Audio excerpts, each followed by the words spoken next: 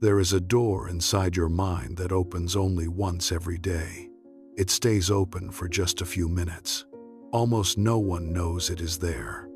And the few who do, the ones who have learned to walk through it on purpose, quietly become the people the rest of us cannot quite explain. You know them. You have met them. The person at work who somehow rises without ever seeming to strain for it. The one who has kept the same quiet promise to themselves for years, while you cannot keep one for a week. The friend who lost almost everything and somehow, a year later, seems lighter than they were before it all fell apart. You have looked at people like that and wondered what they have that you do not. And I want to tell you tonight that it is not discipline, and it is not luck, and it is not that they were born different from you. It is something much smaller and much stranger than that. It is what they say to themselves in the dark, in the last few minutes before sleep. Because there is a window every single night, right at the edge of sleep, when the part of your mind that guards the door steps quietly away. Neuroscientists have a name for this drifting, half-dreaming state at the threshold of sleep. They call it the hypnagogic state. And the Swiss psychiatrist Carl Jung spent much of his life studying exactly this threshold, the place where the waking mind loosens its grip and the unconscious rises up to meet it. He believed that what happens in that doorway shapes us far more than we know. That the words we carry across the threshold into sleep do not simply fade. They sink down into the deep mind and quietly arrange themselves there, becoming part of the soil out of which tomorrow grows. Think about what that means. Every night for as long as you have been alive, you have been speaking something into that doorway. No one taught you to do it. No one told you it mattered. And yet every night you have been carrying something across the threshold, some final thought, some last feeling, down into the deep part of you where it takes root. The question was never whether you are doing this. You are. You always have been. The only question is whether you have been doing it on purpose or by accident. And here is the truth that may be difficult to hear. Most people do it by accident. They lie there at the end of the day and let the worst few seconds of it play again and again. The thing they wish they had not said. The look on someone's face. The message that never came. They carry that across the threshold, night after night, and then they wonder why, years later, they are still the same frightened person they kept promising themselves they would stop being. Tonight, I am going to give you 7 things to carry across that threshold instead. 7 phrases, not vague affirmations, not the empty kind of positivity you have already tried and quietly abandoned. 7 specific phrases, each one built in the language the deep mind actually understands, each one drawn from what Carl Jung understood about how a person becomes who they are. 7 phrases for 7 nights. But before I give you the first one, there is a single rule, and if you break it, the door stays closed, and none of this works. So stay with me, because I am going to show you exactly what it is. Jung wrote that until you make the unconscious conscious, it will direct your life, and you will call it fate. That is what tonight is about, taking back the pen. And if that idea moves something in you, if some part of you recognizes it as true, then take a moment now, before we go deeper, to subscribe, and to let this channel be part of how you walk that path.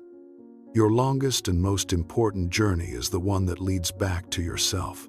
Let us walk a little of it together tonight. And I want you to understand that this is not a trick, and it is not a shortcut, and it is not one more thing for you to be good or bad at. It is simply a doorway that has been open every night of your life, and tonight, perhaps for the first time, someone is showing you that it is there. You do not have to do it perfectly. You do not have to feel anything in particular. You only have to lie here and breathe, and let the words I am going to give you settle into the quiet at the edge of sleep. The deep mind does not grade you. It does not keep score. It only listens to what you carry toward it as you cross over into sleep, and it takes what you give it, and it works with it through the night, the way the ground works quietly with a seed it has been given, asking nothing, simply doing what it does in the dark. And before we begin, let me tell you why this works at night specifically, and not at any other time of day, because once you understand it, you will guard these few minutes for the rest of your life. All day long, your mind is busy defending itself. It filters, it argues, it second guesses, it holds the world at a certain distance so that you can function. This is necessary. You could not survive a day without that filtering. But it means that during the day, almost nothing you say to yourself reaches very deep. It bounces off the surface, argued with before it can land. At night, though, as you drift towards sleep, that whole defensive apparatus begins to power down. The arguing mind grows quiet. The filter thins. And for a few minutes, right at the edge of sleep, there is a kind of open channel straight down into the deepest part of you, a channel that is closed at every other hour of the day. This is why the same words that would bounce off you at noon can sink all the way in at midnight. It is not the words that change, it is the openness of the channel. And tonight, in these few minutes, the channel is open. That is the whole opportunity. That is why we do this now, and not in the morning, and not at your desk, and not in the middle of a busy afternoon. We do it now, because now is when the door is open. Here is the rule. You cannot speak to the deep mind in the language of the waking mind. If you try, it will not hear you. It will hear only noise. Let me show you what I mean. Because once you see this, you cannot unsee it, and it changes everything about how you talk to yourself in the dark. When most people try to speak to themselves before sleep, they use the language of force. They say things like, "Tomorrow I will be more disciplined. Tomorrow I will not waste time. Tomorrow I will not let that person get to me." And then they wonder why, night after night, nothing changes. Why they are still exactly the same. The reason is that the deep mind does not respond to commands. It never has. It does not understand tomorrow I will. It does not understand should, or must, or have to. Those are the words of the daylight mind, the planning mind, the part of you that makes lists and breaks promises. The deep mind speaks a different language entirely. It speaks in images, in pictures, in feeling and recognition. It is the same language your dreams are written in, the language of symbol and sensation rather than instruction. So when you lie in the dark and command yourself to be better, the deep mind hears nothing at all. But when you give it an image, a picture of a person, a feeling of something already true, it leans in. It receives it. And it begins, quietly, while you sleep, to arrange itself around what you have given it. This is why the 7 phrases I am about to give you are built the way they are. Not one of them is a command. Not one of them is a goal you have to strain toward. Each one is an image, a picture of someone already in motion, already becoming, already on the way. You are not going to order yourself to change tonight. You are going to show the deep mind a picture of who you already are underneath everything, and then you are going to fall asleep and let it do the rest. Carl Jung had a name for this kind of inner speaking. He called it active imagination, the practice of entering into a quiet dialogue with the deep mind, not to control it, but to listen to it, and to let it show you what it already knows about who you are becoming. That is what these phrases are. 7 small acts of active imagination carried across the threshold into sleep. So, let yourself begin to settle now. Let your body grow heavy. Let the day start to loosen its hold on you, and let us walk through the door together, one phrase at a time. And there is a reason this matters so much for tonight in particular. The waking mind, the one that gives commands, is loudest during the day, when you are upright and busy and surrounded by things to manage. But here, now, at the edge of sleep, that mind is already growing quiet. It is already loosening its grip. This is the one time in the whole day when the deep mind is closest to the surface, when the usual guard has stepped back from the door, which means the language you use right now matters more than at any other moment. If you lie here and issue commands, you are speaking the daytime language at the 1 hour. The daytime mind has gone quiet, and the words land on nothing. But if you speak in images, in pictures, in the gentle language of what is already true, you are speaking exactly the language the deep mind is waiting to hear, at exactly the hour it is listening most closely. That is the whole secret of the threshold. Not effort, not force. The right words, in the right language, at the one moment the door is open. The first phrase is this: I am becoming the person I have always quietly known I could be. Say it slowly to yourself now. In the dark, I am becoming. Notice that it does not say, I will become.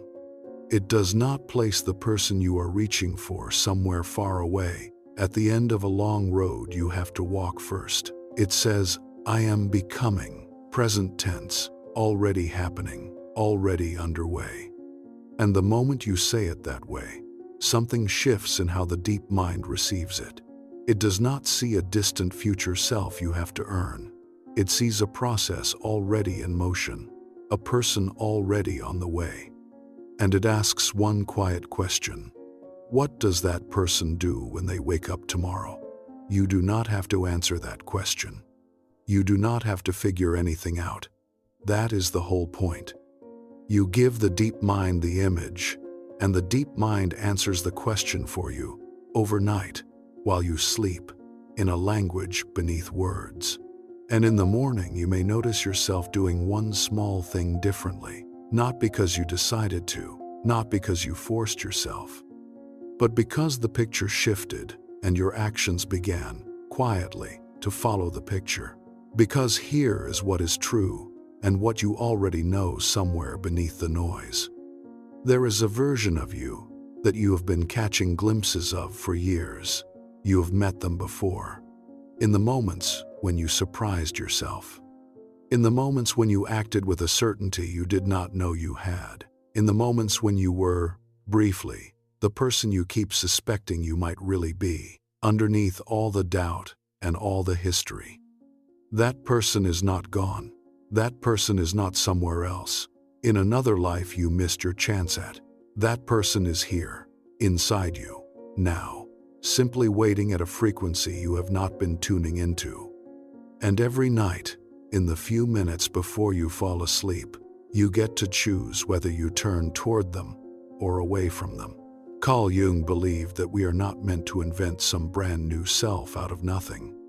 He believed that becoming who you are is not a matter of adding something you lack, but of uncovering something that was always there, beneath the layers of who you were told to be. So when you say, I am becoming the person I have always quietly known I could be, you are not lying to yourself. You are not inflating yourself with false hope. You are naming something that is already true and giving it permission to come forward. Just rest now. Just breathe. Let the phrase settle into you. I am becoming the person I have always quietly known I could be. You do not have to do anything with it. You only have to carry it across the threshold, down into sleep, and let it take root in the dark. And let yourself begin to drift now, holding that single quiet picture of the one you are already, slowly, becoming. And notice that the phrase asks nothing of you tonight. It does not say, now go and become that person. It does not hand you a task to carry into tomorrow. It simply names what is already happening, already underway, already true beneath the surface, and then it lets you rest. This is how the deep mind prefers to work.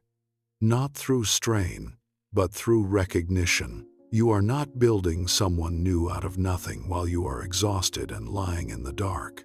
You are simply turning, gently, towards someone who is already here. Think of how a photograph develops. Slowly, in the dark, the image rising up out of the blankness, not because anyone is forcing it, but because everything needed for it to appear was already there, only waiting for the right conditions. That is what is happening in you. The person you are becoming is already present, already forming, and the dark and the quiet of sleep are exactly the conditions in which the image rises. You do not have to develop the photograph by hand. You only have to leave it in the dark and let it come. And so, as you say the phrase, do not reach for anything. Do not try to feel transformed.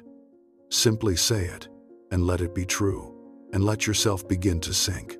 I am becoming the person I have always quietly known I could be.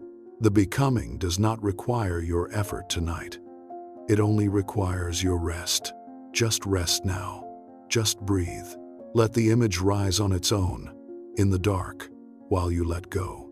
Let me give you another way to hold this one, because it is the foundation that all the others rest on. Think of someone you have known who grew into themselves slowly over years. So slowly that no single day showed the change, and yet when you looked back across the whole span of time, they had become someone unmistakably more themselves. You could not point to the day it happened, because it did not happen on any one day. It happened in 10,000 small moments, most of them invisible, most of them at night, in the quiet, in the slow underground work that no one sees. That is how becoming actually happens.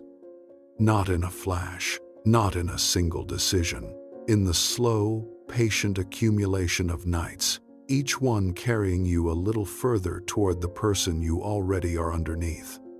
And so tonight is one of those nights. Not the night everything changes, just one more night of quiet becoming, one more turn of the slow wheel. One more small carrying of yourself toward yourself.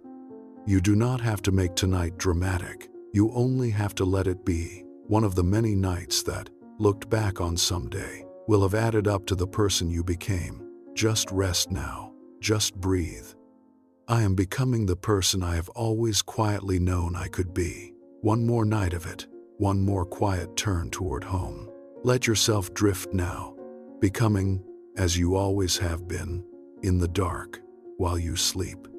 There is a quiet experiment you can run with this phrase over the 7 nights, and I want to tell you about it now so the deep mind can begin to expect it. Each night, as you say, I am becoming the person I have always quietly known I could be, you do not change the words, but you let the picture grow a little clearer. The first night, perhaps you see almost nothing, only a vague sense of someone. But by the 3rd night, or the 4th, the image begins to sharpen on its own. You begin to sense how that person carries themselves, how they speak, how they meet the small difficulties of a day. You are not inventing this. You are remembering it, recovering it, letting the deep mind show you what it already holds. And by the 7th night, the person you have been picturing will no longer feel like someone you are reaching toward. They will feel like someone you are catching up to, someone just ahead of you on the same road, close enough now to touch. That is how the becoming reveals itself, not all at once, but a little more each night, as the picture clarifies and you realize you were never becoming a stranger, only returning to someone you have always known. Just rest now. Just breathe. Let the picture be whatever it is tonight, clear or dim, it does not matter. It will sharpen on its own across the nights to come. For now, simply hold it and let yourself drift, becoming, in the dark. The second phrase is this: tomorrow, I will meet the day as someone who is already healing, not someone waiting to be healed. Healing, not healed. Because healing was never a place you arrive at. It is a direction you face. And the moment you speak this phrase into the dark, the deep mind begins to gather itself around a single question. What does someone who is already healing do when they open their eyes in the morning? Notice how different this is from what you have been told. So much of what the world tells you about change asks you to become someone else entirely, to fix what is broken in you, to overcome what is weak in you, to replace who you are with some better, stronger, more impressive version. And every time you have tried to do that, you have failed and felt worse, because you were reaching for something that felt foreign to you, something pressed onto you from outside. Carl Jung saw healing in a completely different way. He did not believe you needed to become someone new. He believed you needed to return to who you already were, underneath the conditioning, underneath the script you were handed by your family and your circumstances, underneath the performance you learned in order to be accepted. In his understanding, healing is not addition, it is subtraction. It is the slow setting down of everything that was never yours to carry in the first place. The voice that tells you that you are not enough. The belief that you have to earn the right to rest. The old idea that love must be deserved through being perfect. None of those were ever you. They were placed on you so long ago that you mistook them for your own thoughts. And healing is simply the long, gentle work of letting them fall away. So when you say, I am already healing, you are not pretending the wounds were never there. You are not telling yourself a comforting lie. You are acknowledging something real, that you are already different than you were a year ago, that the part of you that used to break under pressure has begun, quietly, to hold, that the process has already started, whether or not you gave it permission, whether or not you noticed. The deep mind hears this, and it begins to arrange tomorrow around the image, not of someone who has finished, but of someone in the middle of the journey, someone walking with a limp, perhaps, but walking. Someone still tender in places, but moving, someone healing. Just rest now. Just breathe. Let the second phrase settle beside the first. I am already healing, not waiting to be healed.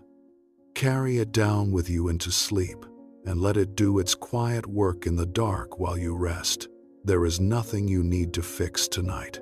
There is only the slow and gentle setting down of what was never yours, and the quiet return to who you have always been beneath it. Let yourself drift there now. And there is a great relief hidden inside this phrase, if you let yourself feel it, because for so long you may have believed that you had to wait, that you could not rest, could not be at peace, could not stop bracing against yourself, until you were finally healed, finally fixed, finally arrived at some far-off place where you were whole at last. And so you held your breath through your whole life, waiting for a finish line that kept receding. But healing was never a finish line, it was the road itself, which means you do not have to wait to be at peace until you are healed. You can be at peace now, in the middle of it, walking, still tender, still mending.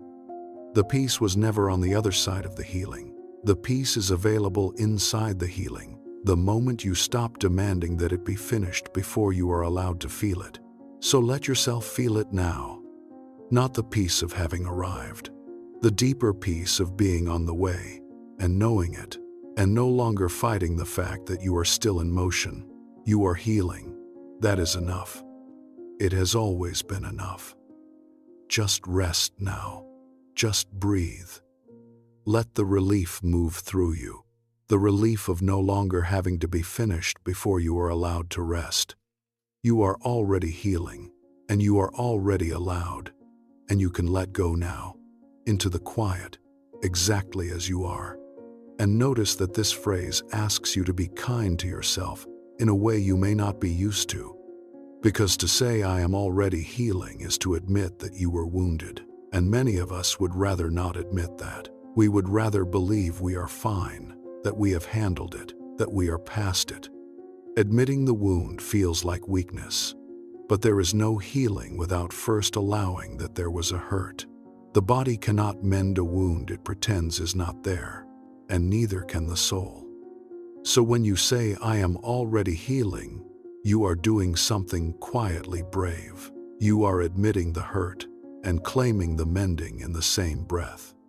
You are saying, Yes, I was wounded, and yes, I am healing, both at once, without shame in either direction. That is a kind of self-compassion that most people never learn. The willingness to be both hurt and healing at the same time, without despising yourself for the wound or rushing yourself toward the cure. Tonight, you can hold both. You are hurt, you are healing. Neither one cancels the other, and neither one is anything to be ashamed of. Just rest now. Just breathe. I am already healing, not waiting to be healed. Be gentle with the wounded places as they mend. They are doing their quiet work, and so are you. And there is no hurry, and there is nothing to be ashamed of. Let yourself rest in the gentleness of it now. Let me give you a picture to hold with this one, because the deep mind takes pictures more easily than ideas. Imagine a field that was burned some time ago. If you came to it in the first days after the fire, you would see only the blackened ground, the ruin, the loss, and you might believe that nothing would ever grow there again. But if you knew anything about land, you would know that beneath that black surface, something was already happening. The fire had cleared what needed clearing. The soil underneath was already, quietly, preparing.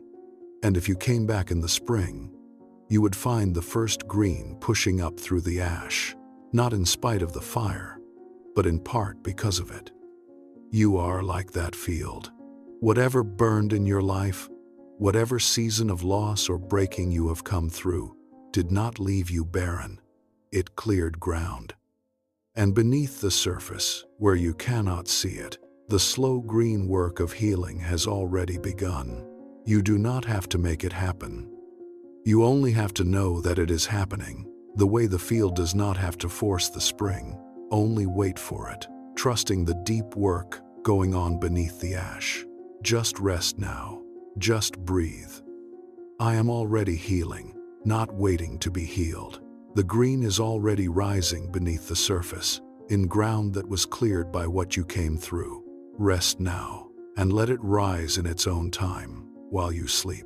And if you have lived a long time believing that you were broken, this phrase may meet some resistance in you, and that is all right. There is a strange comfort in believing we are broken, because broken things are not expected to do anything. If you are broken, you are excused. You do not have to try, because what would be the point? And so part of you may cling to the brokenness, may resist the idea that you are healing, because healing means you are no longer excused, no longer allowed to give up. Notice that resistance, gently, if it is there. And then notice that healing does not demand anything harsh of you. It does not say, "You are fine now, so get up and perform." It says only, "You are mending, slowly, in your own time, and you do not have to rush it, and you do not have to be finished to be worthy of care. You can be healing and still be gentle with yourself. In fact, you must be. The healing happens through the gentleness, not despite it. Just rest now. Just breathe. I am already healing, not waiting to be healed. Let go of the comfort of being broken, gently, and step into the gentler truth of being someone who is mending. There is more room to rest there than you might think. Rest now, healing, in your own time, with all the gentleness you have so long denied yourself. The third phrase is this: I release what does not belong to me. This may be the hardest one of all, because so much of what you carry was never yours to begin with. It belonged to the people who shaped you, the ones who hurt you when you were too young to understand that their cruelty was about them and not about your worth. The voices that told you what kind of person you were, what you were capable of, what you would never be. The quiet messages you absorbed about what you had to do and be and produce in order to deserve love. You have carried these for so long that you no longer hear them as foreign.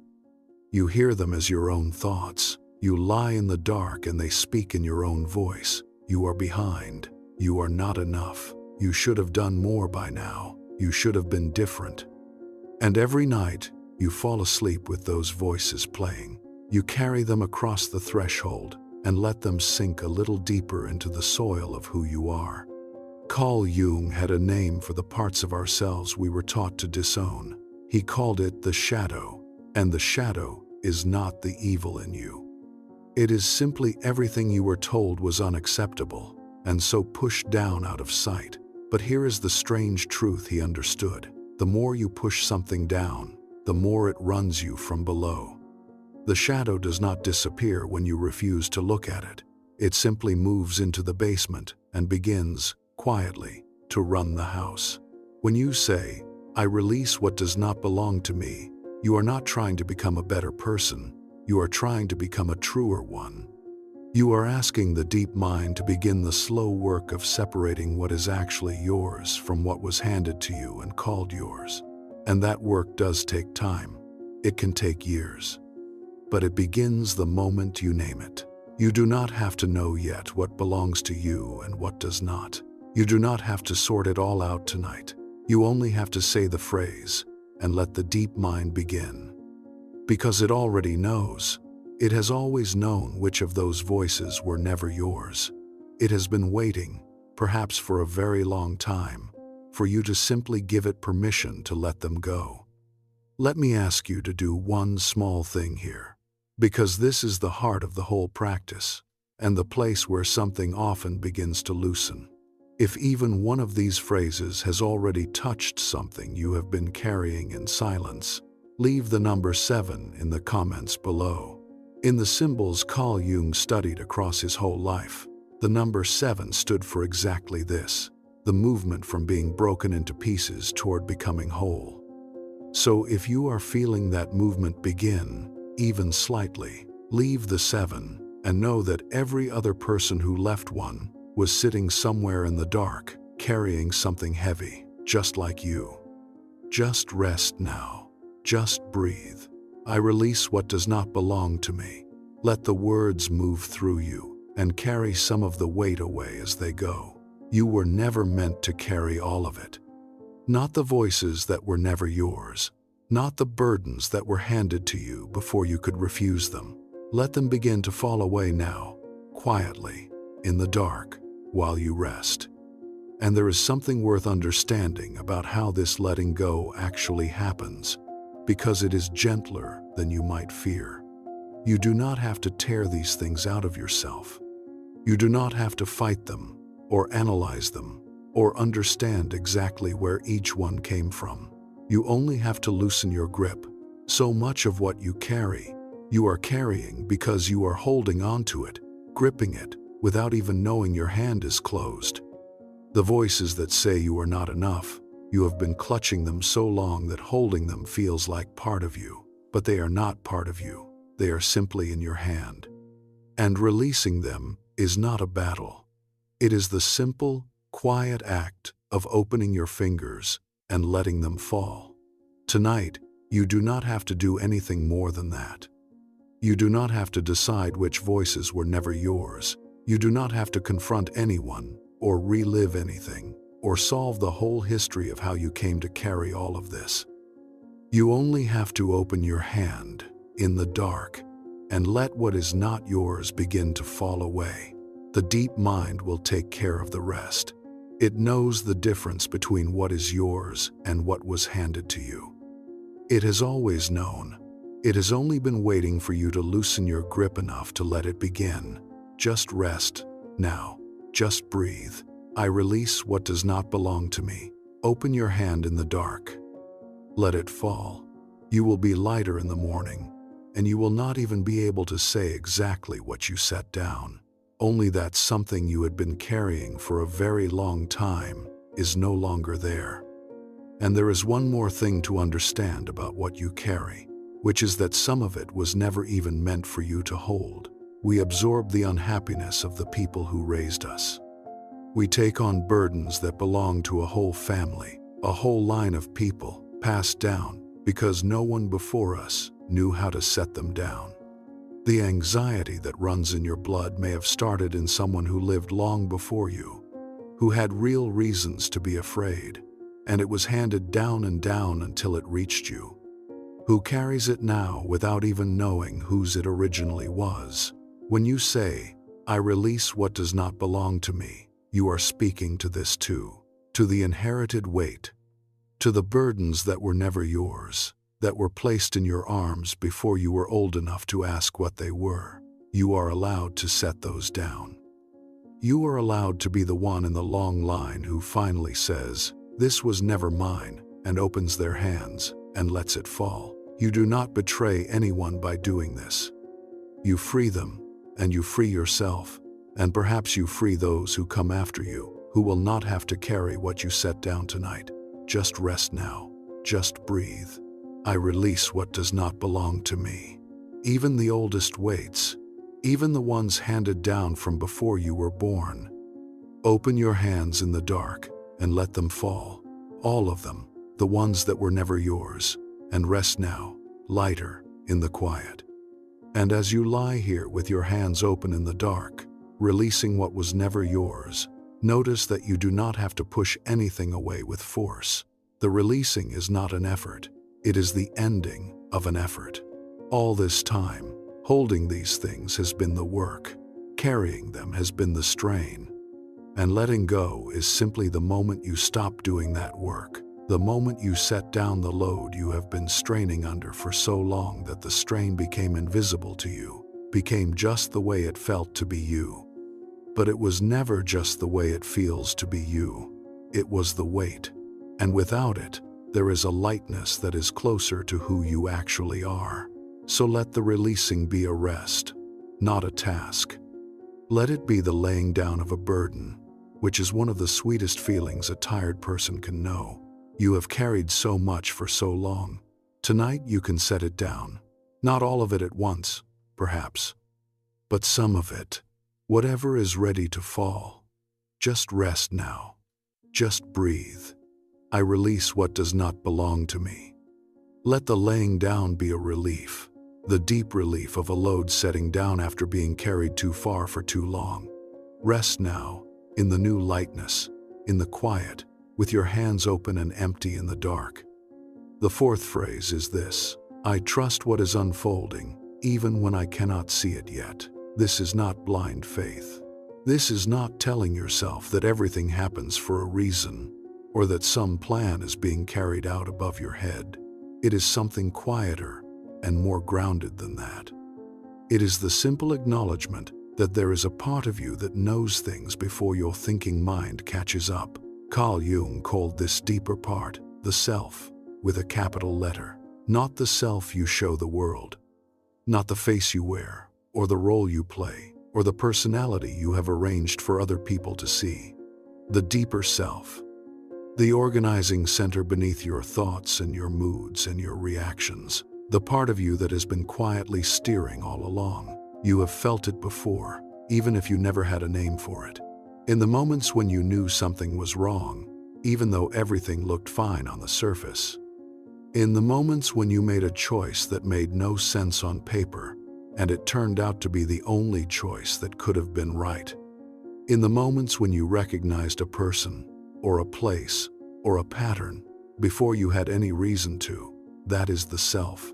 It is not magic. It is not a voice from somewhere else.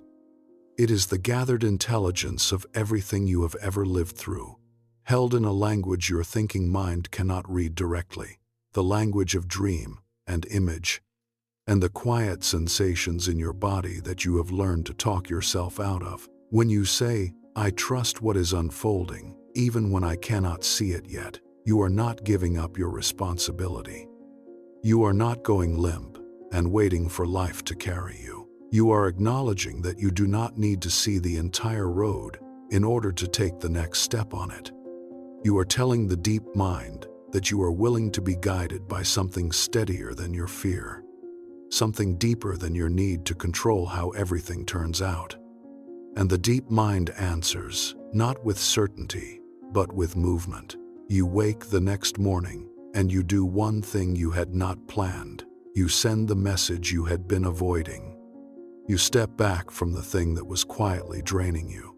You say no to the obligation you had only been carrying out of guilt, and you do not entirely know why. You just find yourself doing it. And later, sometimes much later, you understand that it was exactly the right thing, at exactly the right time, though you could not have explained it when it happened. That is trust. Not knowing how it ends, simply being willing to take the next step in the dark. Just rest now. Just breathe. I trust what is unfolding, even when I cannot see it yet. Let that phrase loosen the grip of everything you have been trying so hard to control. You do not have to hold the whole map tonight. You do not have to know how any of it turns out. You only have to rest and trust and let the deeper part of you keep doing quietly what it has been doing all along. Let yourself be carried now, just a little, into sleep. And consider how much of your life has been spent trying to see the whole road before you were willing to take a single step on it. You have wanted the guarantee. You have wanted to know how it ends before you began. You have stood at the edge of so many things, waiting for a certainty that was never going to come, because certainty is not how a life unfolds. A life unfolds the way a path through fog unfolds, only a few steps visible at a time, the next stretch appearing only once you have walked far enough to see it. You were never going to be shown the whole way at once. You were only ever going to be shown the next step, and then the next, each one appearing as you went. And the deeper part of you knows how to walk in fog. It has been doing it your whole life. In every moment you moved forward without proof, every time you took a step you could not justify, and it turned out to be right. That is the part you are learning to trust tonight. Not the part that demands to see the end, the part that knows how to take the next step in the dark and trusts that the one after it will appear in time. Just rest now. Just breathe. I trust what is unfolding, even when I cannot see it yet. Let go of the need to see the whole road. You only ever needed the next step, and it will be there in the morning. For now, there is only rest and the quiet trust that something in you knows the way, even here, even in the dark. And there is a peace that comes from this trust that is different from any other peace, because it does not depend on things going the way you want. Most of our peace is fragile because it rests on circumstances, on things working out, on the people around us behaving as we need them to. The moment any of that shifts, the peace collapses. But the peace that comes from trusting what is unfolding does not depend on circumstances at all. It rests on something deeper, the quiet confidence that even what looks like going wrong may be part of a movement you cannot yet see, that the path is still the path, even where it bends in a direction you did not choose. This does not mean everything that happens is good. It does not mean you welcome pain or pretend that loss is gain. It means only that you no longer need to know, in every moment, exactly how things will resolve. In order to be at peace in the meantime, you can let the picture stay unfinished. You can let the story stay in the middle. You can rest inside the not yet knowing. Instead of tearing yourself apart trying to force the ending into view, just rest now. Just breathe. I trust what is unfolding, even when I cannot see it yet. Let the unfinished story be unfinished tonight. You do not need the ending in order to rest. You only need to trust that the next step will be there in the morning, and that something in you knows how to take it. Rest now, in the peace that does not depend on knowing. There is an old image that fits this phrase, the image of a seed underground. When a seed is first planted, nothing appears to be happening.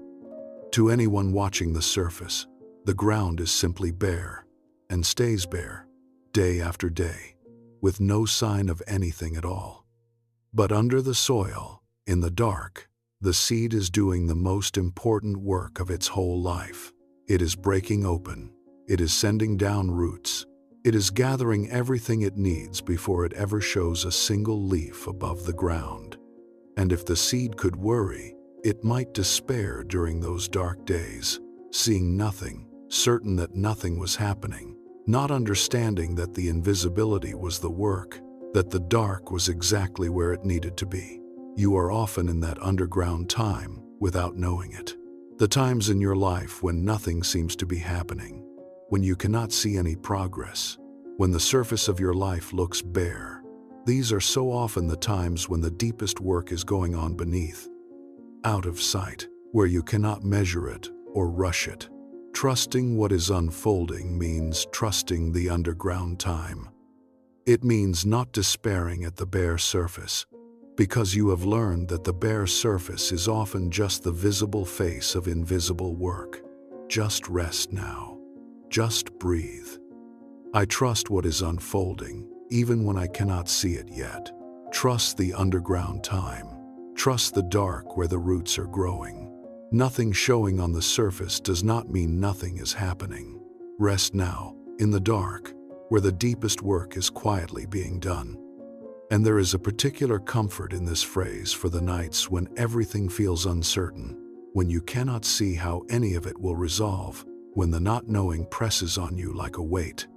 On those nights, this phrase is not asking you to suddenly feel certain. It is offering you something better than certainty, which is the permission to rest without it. Because certainty was never available anyway. No one has ever had it. The people who seem most sure are not actually seeing the future. They have only made peace with not seeing it. And that peace is available to you tonight, not as an answer to your uncertainty, but as a way of resting inside it. You do not have to resolve the not knowing before you sleep. You can carry it gently into the dark, held loosely, trusting that the morning will show you a little more than tonight does, and that this is all it has ever needed to do. Just rest now. Just breathe. I trust what is unfolding, even when I cannot see it yet. Let the uncertainty be held loosely tonight, not solved, only held, while you rest inside it, trusting the slow unfolding that has carried you this far and will carry you still. Rest now, in the not knowing, at peace. The fifth phrase is this: I am allowed to rest without earning it. For some of you, this is the one that will change everything. Because you have spent your whole life believing that rest is something you are allowed only after you have worked hard enough, achieved enough, proven enough. And because the line that marks enough keeps moving, just out of reach, you never actually rest. You collapse. You burn out. You get sick. And only then, when your body finally forces the matter, do you stop. And even then, lying still at last, you feel guilty for it. Carl Jung understood how completely the modern world trains a person to become their output, to measure their worth by what they produce, to believe, somewhere deep down, that to stop producing is to stop deserving. And he understood the cost of that bargain, which is the slow loss of the self, because the self cannot be measured. It does not fit on any record of achievement. It produces nothing the world counts. It simply is, quietly, beneath all the doing. So when you say, I am allowed to rest without earning it, you are not being lazy. You are not giving up. You are reclaiming something that was taken from you so long ago you forgot it was yours. You are remembering that you are not a machine that justifies itself through output, that rest is not a reward to be earned at the end of a long enough day. Rest is the ground in which everything is quietly put back together. It is the space where the deep mind takes all the unprocessed pieces of your life and slowly weaves them into something whole. If you never rest, you never integrate. And if you never integrate, you do not actually grow. You only accumulate more and more until something gives way. This phrase is permission. Not from me, from you, to yourself. Permission to lie down, to close your eyes without a deadline waiting on the other side of them. And the moment you give yourself that permission, the deep mind begins to trust you, because it can feel that you are no longer running on the old fear that drove you into the ground. You are resting now the way a tree rests in winter, not in failure, not in guilt, but because it is simply time. And let me say something quietly here, because this is the place to say it. If falling asleep like this, in this kind of peace, with this kind of permission, is something you want more of, I make these meditations every week for a small group of people in a quieter place called the inner circle, ad-free, uninterrupted, so that nothing ever breaks the spell and pulls you back just as you are letting go. If that is something you need right now, you will find the way there waiting for you below whenever you are ready. But for tonight, there is nothing you need to do and nowhere you need to go. There is only this: just rest now. Just breathe. I am allowed to rest without earning it. Let that permission move all the way through you, into the oldest and most tired parts of you, the ones that have been waiting so long to be allowed to stop. You have earned nothing, and you need to earn nothing, and still you are allowed to rest. Rest now. And notice how strange it is that you have to give yourself permission for something a tree does without a moment's hesitation. The tree does not feel guilty when it drops its leaves and goes still for the winter. It does not lie awake, accusing itself of laziness for stopping. It does not believe it must earn its dormancy through a productive enough summer. It simply rests, because it is time to rest, because rest is part of how it lives, as much a part as the growing, and you are no different, though you have been taught to believe you are. You have been taught that your stillness must be earned, that your rest is a debt you pay off with enough labor. But that was never true. It was only ever a story handed to you by a world that wanted your output. The deeper truth, the one your body has always known, is that rest is not the opposite of a good life. Rest is part of a good life. It is the winter without which there is no spring, the stillness without which nothing is ever renewed. So, let yourself rest tonight the way the tree rests, without apology, without guilt, without the feeling that you must justify it. You do not have to earn this. It was always yours. Just rest now. Just breathe. I am allowed to rest without earning it. Let the old guilt fall away, the guilt that was never yours. The belief that you had to deserve your own rest. You are resting now because it is time. The way the tree rests, and there is nothing to feel guilty for, and nothing to earn, and nowhere to be but here, in the quiet, letting go. And there is something deeper still beneath this permission, which is the quiet truth that your worth was never tied to your output in the first place. You were worthy of rest on the day you were born, before you had produced anything at all. A newborn does nothing, achieves nothing, earns nothing, and yet no one looks at a sleeping infant and thinks it has not earned its rest. Its worth is simply assumed, complete, requiring no justification. And that worth did not leave you when you grew up. It only got buried under a lifetime of being told you had to earn your place. But it is still there, underneath, the same complete and unearned worth you were born with, the worth that does not rise when you achieve and does not fall when you rest. When you give yourself permission to rest without earning it, you are reaching back through all the years of conditioning to touch that original worth again, the one that was never about what you produced, the one that was simply yours because you exist. Just rest now. Just breathe.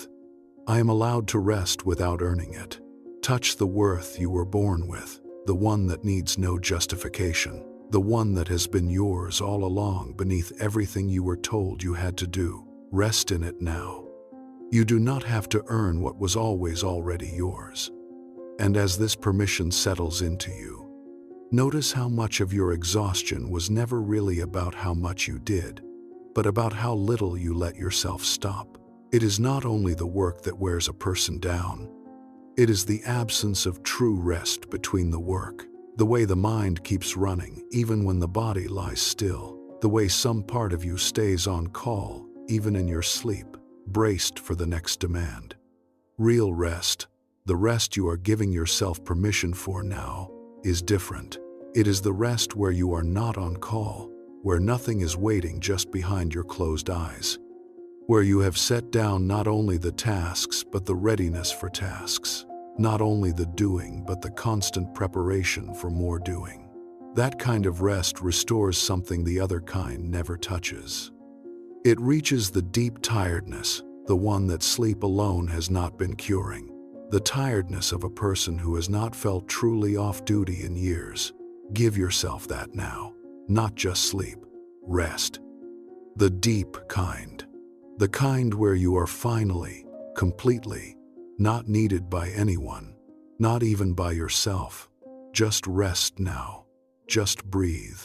I'm allowed to rest without earning it. Step all the way off duty now. Nothing is waiting behind your eyes. Nothing is on call. There is only the deep rest you have not let yourself have in so long, and you are allowed it now, completely, in the quiet dark. The sixth phrase is this: I am willing to see what I have been avoiding. This is the phrase that separates the people who actually change from the people who only talk about it. Because most of a life can be spent in a quiet, careful avoidance. Avoiding the conversation. Avoiding the feeling. Avoiding the memory that surfaces and is quickly pushed back down. Avoiding the truth you already know but do not want to say out loud, even to yourself. And every night, when you lie down, you avoid it one more time. You reach for your phone.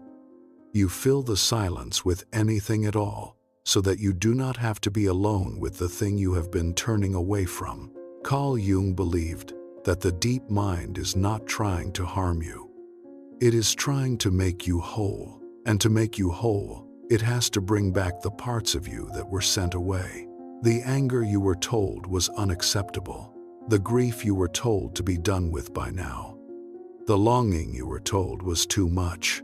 The fear you were taught to hide because it made you look weak. None of those parts are gone. They are only waiting, just out of sight, for you to be willing to look at them again. When you say, I am willing to see what I have been avoiding, you are not throwing open a door onto something that will overwhelm you. You are not inviting a flood. You are simply telling the deep mind that you are ready to stop running, that you have grown strong enough now to hold what you could not hold before. And the deep mind is gentle with this. It does not show you everything at once. It shows you one thing. Just one. In a dream you half remember. In a memory that drifts up the next afternoon. In a moment that catches you off guard and stirs something you thought was long buried. And you look at it. Not forever. Just long enough to truly see it. And in being seen, it begins, slowly, to lose its grip on you. I want to say one thing clearly and gently here. If what surfaces is very heavy, the kind of thing that feels like too much to hold alone, you do not have to hold it alone, and you should not have to. There are people trained to help carry exactly that weight, and reaching for them is not weakness, it is wisdom. The willingness is what is yours tonight. The willingness to stop pretending you are fine when you are not. The willingness to stop performing a strength you do not feel, when what you actually need is to be met, gently, in the tender places. Just rest now. Just breathe. I am willing to see what I have been avoiding. You do not have to see it tonight. You only have to be willing. Let that willingness be enough for now, and let the rest come slowly, in its own time, when you are ready. For tonight, there is only rest, and the quiet courage of having stopped running. Let yourself drift now, held and safe, with nothing left to flee. And there is a kind of freedom that comes only after you stop running. A freedom you cannot feel while you are still fleeing. When you spend your energy avoiding something, that thing follows you everywhere, just behind your shoulder, shaping every move you make, even though you never turn to look at it. The running itself is exhausting, far more exhausting than the thing you are running from would be if you simply turned and faced it. And the strange mercy of it is that the things we avoid are almost always smaller, when we finally look, than they were in the avoiding. The monster in the dark shrinks the moment the light touches it. The feeling you could not bear to feel moves through you and is gone once you stop bracing against it. The memory you could not face loses its grip the moment you let yourself remember it fully. Avoidance keeps these things alive and powerful by keeping them just out of sight. Willingness, simply the willingness to look, begins to dissolve them. You do not have to look tonight. You only have to stop running. You only have to set down the exhausting work of avoidance, just for now, just for tonight, and let yourself rest with nothing chasing you. Just rest now. Just breathe. I am willing to see what I have been avoiding, and in being willing, you can finally stop running, and in stopping, you can finally rest. There is nothing chasing you here. There is nothing behind your shoulder in the dark. There is only the quiet, and your breath, and the deep peace of no longer having to flee.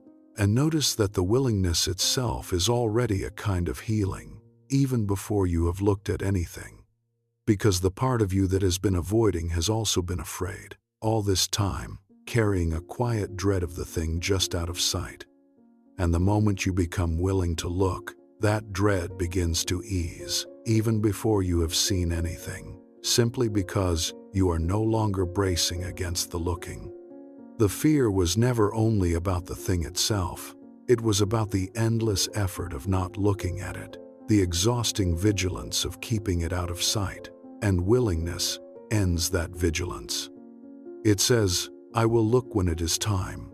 And so, I no longer have to spend my strength keeping it hidden.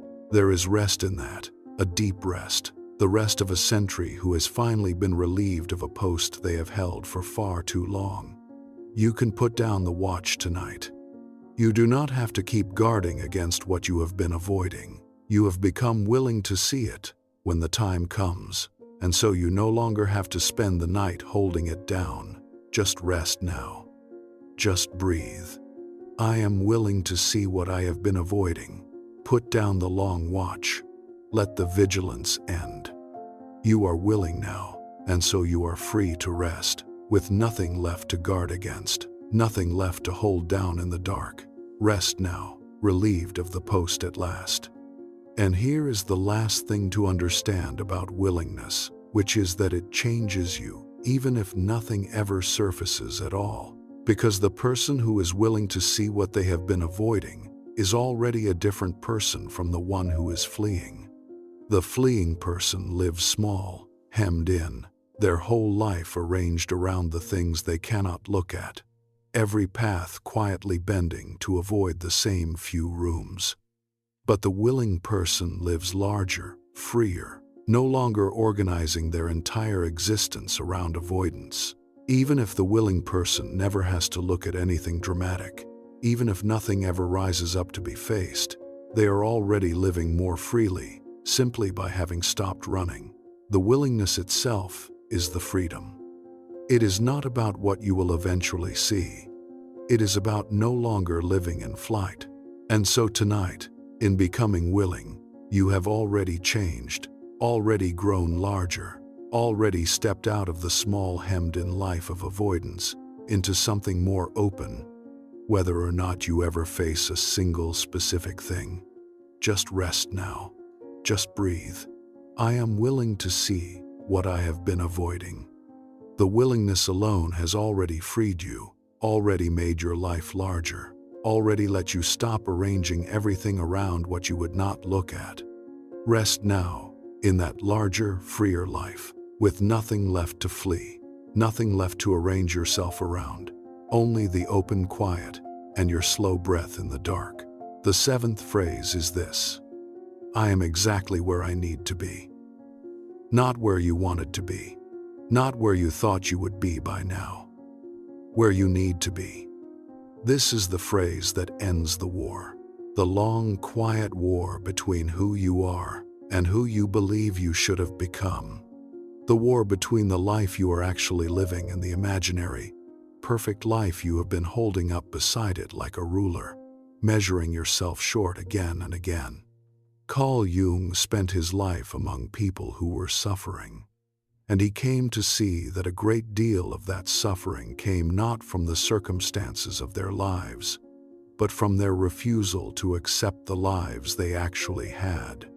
People who had arrived at the very things they thought they wanted and were still in pain, because some part of them could not accept that this, here, now, was their real life. Not a rough draft to be corrected later. Not a waiting room before the real thing began. The actual life. The only one. When you say, "I am exactly where I need to be," you are not surrendering to mediocrity. You are not giving up on anything that matters. You are acknowledging something Carl Jung understood deeply, that the fight against your own reality is the source of most of your suffering. That the part of you forever insisting this should not be happening, I should be further along, I should have figured this out by now, is the very part that keeps you stuck. Because you cannot move forward from a place you refuse to stand in. You cannot grow from ground you are pretending you are not on. You have to arrive first, fully, here. In this body, in this life, in this exact and imperfect moment, with all its unfinished business and all its uncertainty. And the moment you stop fighting it, the moment you say, "I am exactly where I need to be," something loosens, not out in the world, inside you. The tightness in your chest eases. The voice that has been demanding you do more, be more, fix all of it right now, finally goes quiet. And in that quiet, you can hear something else, something that has been waiting underneath the noise for you to stop long enough to listen. Perhaps you are wondering whether becoming this kind of person will cost you, whether laying down the constant striving, the endless self-correction, the war with yourself, will somehow leave you less than you were, slower, softer, less able to meet the demands of your life. It will not. What it will cost you is the suffering you have been calling discipline, the exhaustion you have been calling ambition, the loneliness you have been calling independence, the performance you have been calling your personality. It will only cost you what was never really yours to begin with. Carl Jung said that the privilege of a lifetime is to become who you truly are, not who you were told to be, not who you learned to be in order to be safe, who you actually are, beneath all of it, the one who has been waiting in the quiet, this whole time, for you to come back. And that one does not ask you to be perfect. They do not ask you to have it all worked out. They do not ask you to earn your way into rest, or healing, or the simple right to exist without apology. They ask only this, that at the end of the day, in the few minutes before sleep, you stop and you speak to them in the language they understand, not commands, not goals, images. I am becoming, I am healing, I release, I trust, I rest, I am willing to see, I am exactly where I need to be. 7 phrases, 7 nights. You do not have to believe they will work. You only have to carry them across the threshold, into the dark, the way you would speak gently to someone you have been apart from for a very long time, and are only now, quietly, beginning to know again. The door is there. It has always been there. You have walked past it every night of your life. Tonight, you know where it is. So let yourself go through it now. Just rest now. Just breathe. Just be. Let the phrases dissolve. Let my voice fade. Let everything you were carrying set itself down at last. You are becoming who you are. You are already healing. You have released what was never yours. You trust what is unfolding. You are allowed to rest. You are willing, when the time comes, to see. And you are exactly where you need to be. Sleep now. You are on your way home, and you always were. And there is a deep rest that becomes possible only here, at the end of the war, that was never possible while the fighting went on. Because, all the while, you were at war with your own life. Some part of you could never fully rest, could never fully lie down, because a part of you was always braced for the next battle against yourself, always on guard, always measuring, always finding you short. That bracing is exhausting in a way that goes deeper than the body. It is the exhaustion of a person who has never once been allowed to simply be where they are, who has spent every moment being told by their own mind that they should be somewhere else, someone else, further along, more finished, more impressive. And the moment you lay that war down, the moment you say, "I am exactly where I need to be," and mean it, even a little, the bracing stops. And a tiredness you did not even know you were carrying is finally allowed to become rest. You can feel it happening now, perhaps, the long-held tension beginning to release. The soldier in you, who has been fighting your own life, finally allowed to set down the weapon and sleep. There is no battle tonight. There is no front line. There is no version of you to defeat, and no better place you are failing to reach. There is only here, and now, and you, exactly where you need to be. Just rest now. Just breathe. Just be. The war is over for tonight. Lay it down. You are exactly where you need to be. And that is enough. And you are enough. And you can finally, completely, rest. And there is a homecoming in this last phrase that the others have all been leading toward. Because everything we have said tonight, all 7 of these phrases, has really been about one thing: the long journey back to yourself. You became, and you healed, and you released, and you trusted, and you rested, and you grew willing to see. And now, at the end, you simply arrive. You arrive where you have always been, in the only place you could ever actually be, which is here, now, in your own life, in your own body, in this exact moment that you have spent so long wishing were different. And arriving there finally after the long war, after the long running, after the long exile from your own present life, is the deepest homecoming there is. Not a homecoming to a place, a homecoming to the moment you are actually in, to the life that is actually yours, to the self that has been waiting here the whole time for you to stop struggling towards somewhere else and simply come home to where you already are. You are home now. There is nowhere else to get to. There is no further along to reach.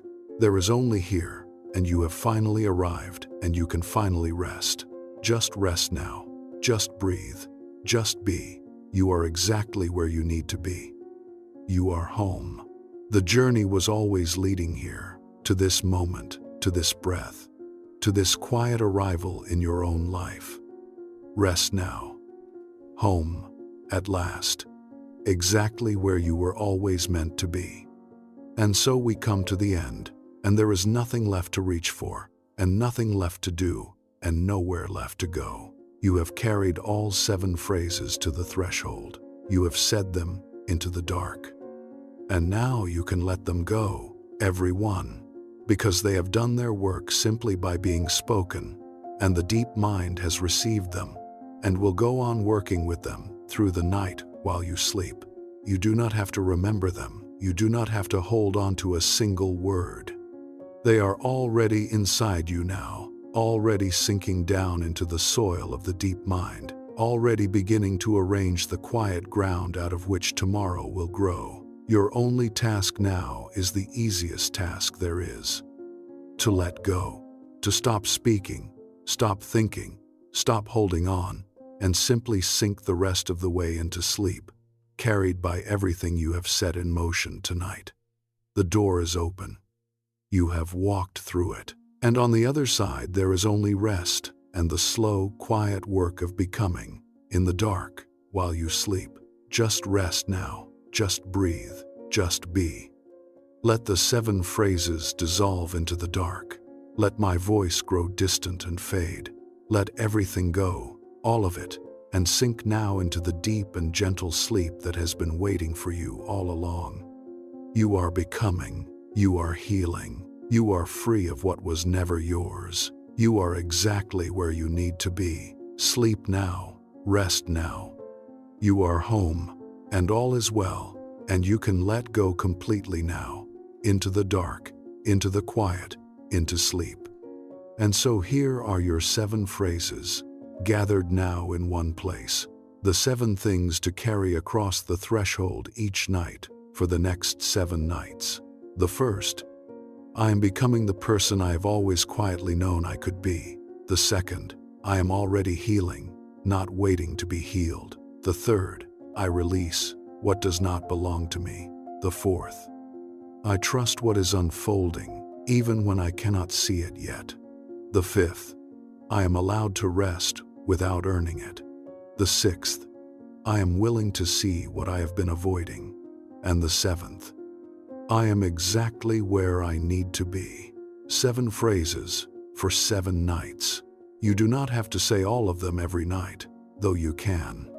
Some nights one will call to you more than the others, and on those nights you can simply carry that one across and let it be enough. The deep mind does not need all 7 every time. It needs only what you bring it, spoken in the right language, in the few open minutes at the edge of sleep. And if you do this for 7 nights, something will begin to shift. Not all at once, not dramatically, but unmistakably, the way the light shifts as a season turns. So gradually you cannot name the day it changed, and yet one morning you wake and know that it has. That is how this works. Quietly, underground, in the dark, while you sleep. Night after night, one phrase at a time, carried across the threshold, sinking down into the deep ground where tomorrow grows. Just rest now. Just breathe. 7 phrases, 7 nights. Begin tonight with whichever one calls to you, and let the deep mind do the rest. You have everything you need now. The door is open, and you know the way through it, and there is nothing left to do but rest, and let the quiet work begin. Just be. Sleep now. You are becoming who you are, and you are exactly where you need to be. And all of it is unfolding, even now, even in the dark, even as you let go and drift at last into sleep.